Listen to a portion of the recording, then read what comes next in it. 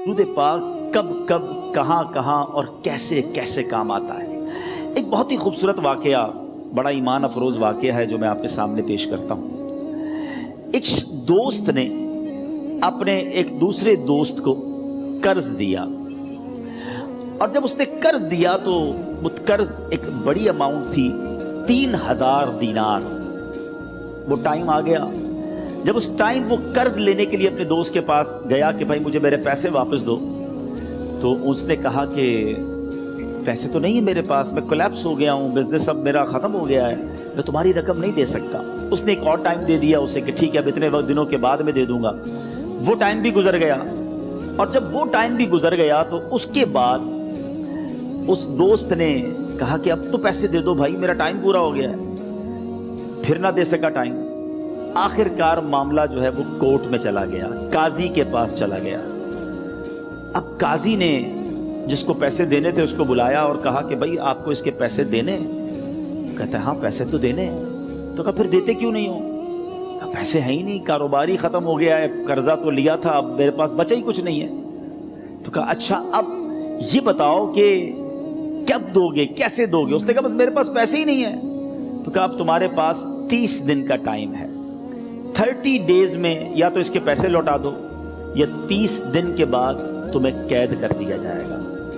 یہ شخص اب گھر آیا، پیسے تو تھے نہیں، مگر شاید علماء نے لکھا کتابوں میں، یہ واقعہ کئی بڑی بڑی کتابوں میں لکھا اور درود پاک کے فضائل کی بڑی بڑی کتابوں میں لکھا، اور اس شخص نے سوچا کہ اس نے ایک حدیث پاک پڑھی ہوئی تھی کہ جس میں یہ نبی پاک علیہ الصلوۃ والسلام نے فرمایا ہے، جس کا مضمون ہے کہ جو شخص پریشان ہو، مصیبت زدہ ہو، اسے چاہیے کہ مجھ پر کثرت سے درود پاک پڑھے، کیونکہ درود پڑھنا مصیبتوں اور پریشانیوں کو لے جاتا ہے۔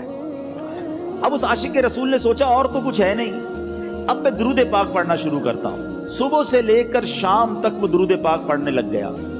27 دن گزر گئے، only 3 days left، 3 دن باقی تھے قاضی کے پاس جانے میں۔ 27 دن گزر گئے درود پڑھتے پڑھتے۔ جب 28ویں رات آئی تو آنکھیں تو بند ہوئیں، مگر خواب میں اسے ایک آواز آئی، گھبراؤ نہیں، تمہارا قرضہ ادا کر دیا جائے گا، تمہارا مسئلہ سالو ہو جائے گا۔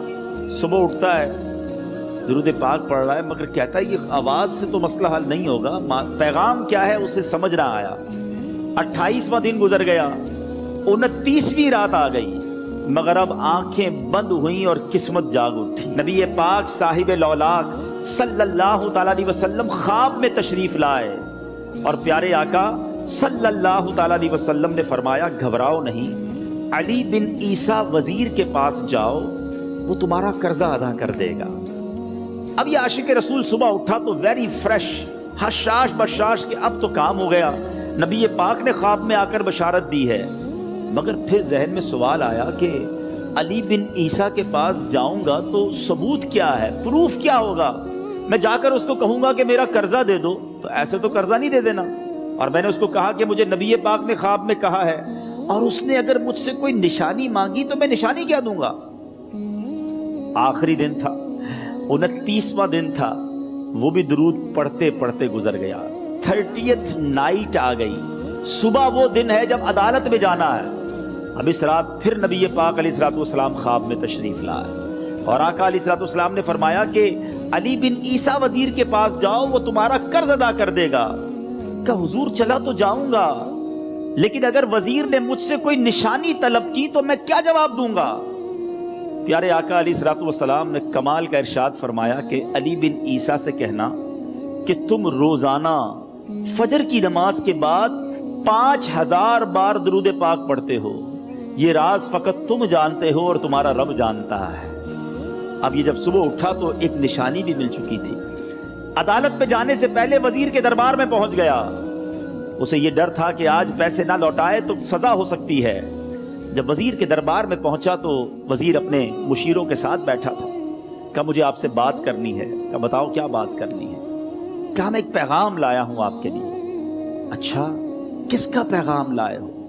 کہا میں نبی پاک جناب محمد مصطفیٰ صلی اللہ تعالیٰ علیہ وسلم کا پیغام لایا ہوں۔ وہ عاشق رسول وزیر تھا، کہتا بتاؤ میرے آقا نے کیا پیغام دیا ہے؟ کہ حضور میں 3000 دینار کا مقروض ہوں، آج آخری دن ہے اور میرے آقا نے مجھے بشارت دی ہے کہ آپ سے کہوں کہ آپ میرا قرض ادا کر دیجئے۔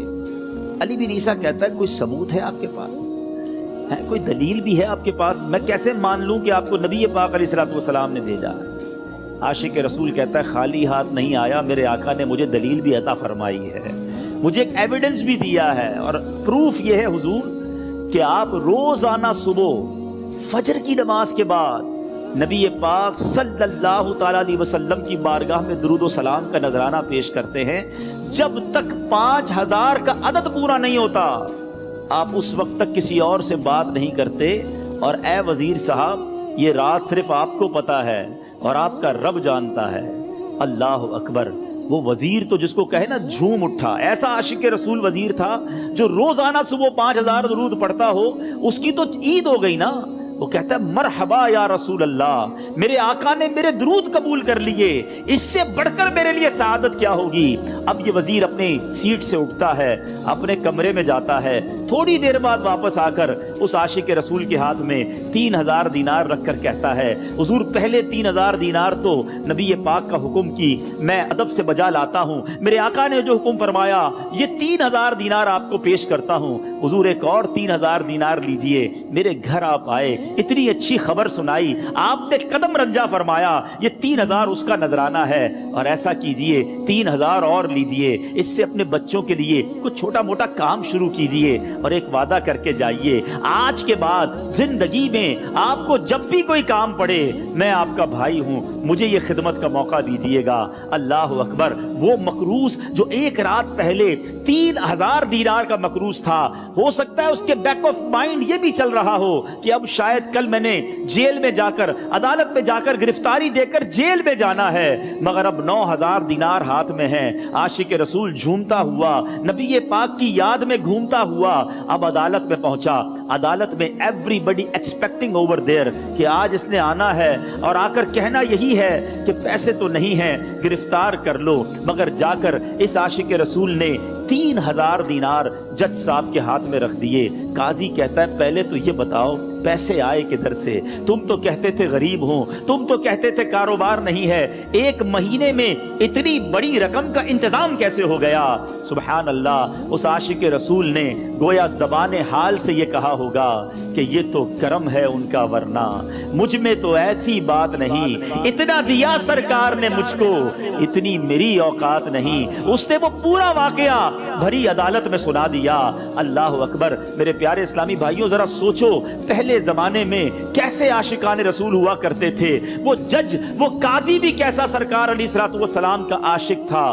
اپنی سیٹ سے اٹھتا ہے، بھرے دربار میں بھری عدالت میں وہ اپنے چیمبر میں اپنے کمرے میں جاتا ہے، اور تھوڑی دیر بعد واپس آ کر اس کے ہاتھ میں بھی 3000 دینار ہیں، اور وہ 3000 دینار جو ہے وہ اس عاشق رسول کے ہاتھ میں رکھتا ہے کہ سارا ثواب علی بن عیسیٰ کیسے لے جائے، میں بھی تو نبی پاک کا غلام ہوں، میں تمہارا قرضہ میں ادا کرتا ہوں۔ اچھا، اب ایک اور عجیب سینیریو یہ بن گیا کہ جس نے کیس کیا تھا، جس نے دعویٰ کیا تھا، وہ بھی یہ سارا منظر دیکھ رہا تھا۔ کہتا ہے جج صاحب ذرا رکیے، میں بھی اپنے آقا کا امتی ہوں، اور ایک کام کیجئے قلم کاغذ منگوائیے، اس عاشق رسول کا قرضہ ہی میں معاف کر دیتا ہوں۔ اچھا، اب عاشق رسول نے وہ واپس 3000 دینار جو جج صاحب نے دیے تھے وہ واپس جج صاحب کو دیے کہ حضور یہ پیسے آپ ہی رکھ لیں، قرضہ ہی معاف ہو گیا، اب آپ کے پیسے کا میں نے کیا کرنا ہے؟ جج صاحب کہتے ہیں جو پیسے نبی پاک کے نام پر نکالے ہیں اب مجھے واپس نہیں چاہیے، یہ بھی تم اپنے ساتھ لے جاؤ۔ اللہ اکبر! میرے میٹھے اسلامی بھائیوں، وہ عاشق رسول ایک رات پہلے 3000 دینار کا مقروض ہے، اب 12000 دینار لے کر گھر کو واپس جا رہا ہے۔ اس ایک واقعے کے اندر جو ہم سب کے لیے درس ہے، جو ہم سب کے لیے پیغام ہے، شاعر لکھتے ہیں نا، دکھوں نے تم کو جو گھیرا ہو تو درود پڑھو، دکھوں نے تم کو جو گھیرا ہو تو درود پڑھو، جو حاضری کی تمنا ہو تو درود پڑھو۔ آج ہم بہت ساری پرابلمز میں ہوتے ہیں، یہاں بھی ہو سکتا ہے میرا کوئی بھائی بیمار بیٹھا ہو، کوئی قرضے میں ڈوب گیا ہو، کسی کا کوئی بزنس پرابلم چل رہا ہو، کوئی فیملی ایشو میں ڈسٹرب ہو، آپ کسی بھی پرابلم میں ہیں، خدا کی قسم درود پاک ایسا وظیفہ ہے. لوگ بہت سارے وظائف پوچھتے رہتے ہیں, بہت سارے جناب وظائف کے بارے میں معلومات کرتے رہتے ہیں. سچی بات یہ ہے ہر درد کی دوا ہے صلی علی محمد. ہر درد کی دوا ہے صلی علی محمد. تعویذ ہر بلا ہے صلی علی محمد. تو خدا را اپنی زندگی میں درود پاک کو شامل کر لیجئے.